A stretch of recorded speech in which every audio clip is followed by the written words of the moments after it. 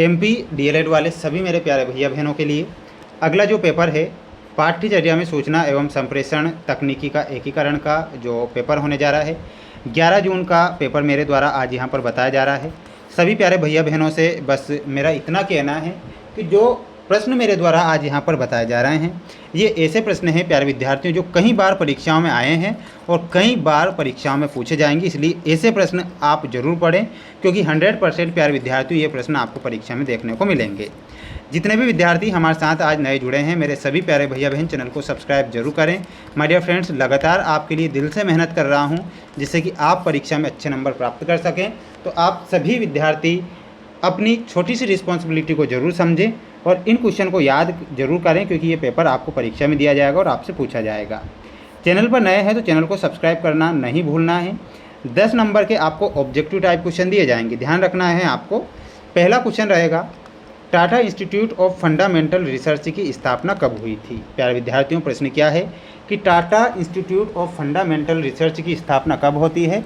तो यहाँ पर आपको ध्यान रखना है और वह हो जाएगी 1945 यानी कि 1945 में Tata institute of fundamental research की स्थापना हुई थी। वहीं अगला क्वेश्चन आएगा, ध्यान से देखना है और अच्छे से याद करना है। क्वेश्चन आपसे कहता है और पूछता है मुक्त शैक्षिक संसाधनों का राष्ट्रीय भंडार किसके द्वारा शुरू किया गया। तो ये NCERT के द्वारा मुक्त शैक्षिक संसाधनों का राष्ट्रीय भंडार शुरू किया गया था। तो यहाँ पर आपका ऑप्शन नंबर सी सही उत्तर हो जाएगा। अब हम बढ़ेंगे हमारे अगले क्वेश्चन की ओर। अगला क्वेश्चन देखिएगा, ये रहा आपका अगला क्वेश्चन। एक स्मार्ट क्लास में यह उपकरण नहीं पाया जाता है। तो प्यारे विद्यार्थियों, स्मार्ट क्लास जो होती है उसमें ब्लैक बोर्ड नहीं पाया जाता है बल्कि कंप्यूटर स्मार्ट क्लास में होगा, वाइट बोर्ड होगा और LCD प्रोजेक्टर भी होगा, लेकिन ब्लैक बोर्ड देखा है कि अब आपने नहीं देखा होगा। तो स्मार्ट क्लास में ब्लैक बोर्ड नहीं होता है। उपयोगिता के आधार पर ई पोर्टफोलियो के प्रकार हैं। प्यारे विद्यार्थियों, उपयोगिता के आधार पर ई पोर्टफोलियो के जो प्रकार होंगे वो हो जाएगा विकासात्मक ई पोर्टफोलियो और दूसरा हो जाएगा प्रदर्शन ई पोर्टफोलियो। यानी कि यहाँ पर तो यहाँ पर आपको ऑप्शन नंबर सा ध्यान रखना है। बिल्कुल अगला क्वेश्चन देखिएगा, वेबसाइट का महत्व है। तो वेबसाइट का महत्व क्या होता है। तो ये तो आप सभी बच्चे जानते हैं कि शीघ्र पृष्ठ पोषण वेबसाइट के द्वारा होता है, दृश्यता और विश्वसनीयता। यानी कि इसमें आपको उपरोक्त सभी करेक्ट करना रहेगा। अब हम बढ़ेंगे हमारे अगले क्वेश्चन की ओर। अगला क्वेश्चन देखिएगा। अगला क्वेश्चन ये रहा आपकी स्क्रीन के सामने जिसमें आपको मैं रिक्त स्थान वाले क्वेश्चन बताऊंगा। बिल्कुल मेरे सभी प्यारे भैया बहन ध्यान से देखेंगे और अच्छे से याद करेंगे।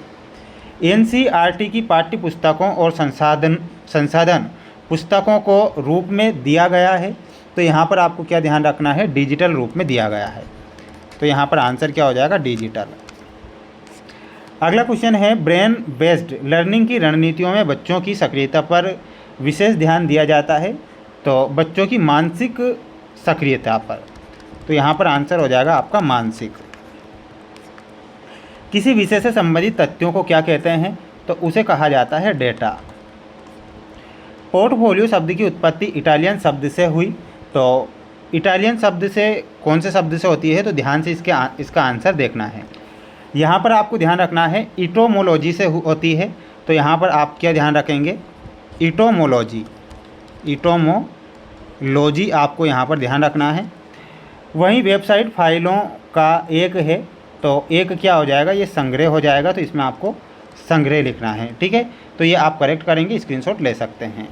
इसके बाद हम बढ़ेंगे हमारे अगले क्वेश्चन की ओर। अगला क्वेश्चन देखिएगा, ये 2 नंबर में आपकी परीक्षा में प्रश्न आएंगे तो ध्यान से आप इनके आंसर देखेंगे। तीसरा क्वेश्चन क्या था कि कंप्यूटर का महत्व 2 बिंदुओं में लिखिए, वर्ल्ड वाइड वेब की विशेषताएं लिखिए। तो ध्यान से इनकी विशेषता आपको देखना है और समझना है। देखिएगा 2 नंबर का क्वेश्चन है कंप्यूटर का महत्व। तो कंप्यूटर के महत्व में लिखना है तीव्र गति और सटीकता। सूचनाओं का संग्रह लिखना है। देखिएगा तीव्र गति में लिखना है कंप्यूटर बहुत कम समय में जटिल गणनाएँ और डेटा प्रोसेसिंग अत्यंत सटीकता के साथ करता है। सूचनाओं का संग्रह में लिखना है यह विशाल मात्रा में डेटा और जानकारी को सुरक्षित रूप से स्टोर कर सकता है जिसे आवश्यकता पड़ने पर कभी भी प्राप्त किया जा सकता है। तो इतना आपको कंप्यूटर के महत्व में लिख कर आना है, ठीक है। इसके बाद अगला क्वेश्चन है www की 2 विशेषताएं। तो इसकी पहली विशेषता हो जाएगी हाइपर टेक्स्ट सूचना प्रणाली और ग्राफिकल और मल्टीमीडिया इंटरफेस। पहले पॉइंट में लिखना है यह हाई परफेक्ट लिंक का उपयोग करता है, जिसे उपयोगकर्ता एक वेब पेज से दूसरे वेब पेज पर आसानी से नेविगेट कर सकते हैं।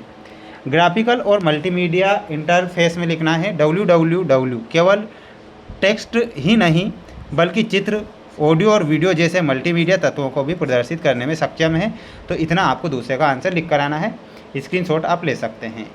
सभी स्टूडेंट्स वीडियो को लाइक कर चैनल को सब्सक्राइब जरूर करें। प्यारे विद्यार्थियों, ये आपका अगला क्वेश्चन आएगा परीक्षा में, जिसका आंसर मैं आपको बताऊंगा। बिल्कुल आप निश्चिंत होकर बैठे रहें। देखिएगा, 5वें क्वेश्चन का आंसर भी आ चुका है कि ई पोर्टफोलियो के कोई 2 कार्य लिखिए। तो 2 कार्य होंगे, पहला कार्य होगा संग्रहण और दूसरा कार्य हो जाएगा आत्ममूल्यांकन। संग्रहण में क्या लिखना है? यह छात्र के शैक्षणिक कार्यों, उपलब्धियों और कौशलों को डिजिटल रूप में एक स्थान पर व्यवस्थित और सुरक्षित रखने में मदद करता है। आत्ममूल्यांकन में लिखना है यह छात्रों को उनके सीखने की प्रक्रिया पर विचार करने और अपनी प्रगति का विश्लेषण करने का अवसर प्रदान करता है। तो इतना आपको क्या करना है, लिख कर आना है। तो स्क्रीनशॉट आप यहाँ से ले लीजिए। 6वां क्वेश्चन था आपका कि ई परीक्षा की कोई 2 विशेषताएं। तो ई परीक्षा की 2 विशेषता होती है, समय की बचत और दक्षता, और दूसरा होता है लचीलापन। तो देखिएगा, पहले पॉइंट में लिखना है समय की बचत और दक्षता में ऑनलाइन परीक्षा के माध्यम से प्रश्न पत्रों के वितरण और मूल्यांकन की प्रक्रिया बहुत तेज हो जाती है, जिससे परिणाम जल्दी घोषित किए जा सकते हैं। पहला पॉइंट आपको ये लिखना है। दूसरा पॉइंट लिखना है लचीलापन में। ई परीक्षा छात्र को एक निर्दिष्ट समय सीमा के भीतर किसी भी भौगोलिक स्थान से परीक्षा देने की सुविधा प्रदान करती है। तो ये आपको दूसरा पॉइंट लिखना है, ठीक है, स्क्रीनशॉट ले सकते हैं। मेरे सभी प्यारे भैया बहनों से बस इतना मेरा कहना है कि आपके लिए प्रयास और मेहनत मैं कर रहा हूँ। तो मेरे सभी प्यारे भैया बहन चैनल को सब्सक्राइब जरूर करें और अच्छे से प्रयास और मेहनत आप भी करें, क्योंकि मैं भी आपके लिए ही प्रयास कर रहा हूँ। ब्राइट स्टार्म क्या है? तो इसमें क्या लिखना है?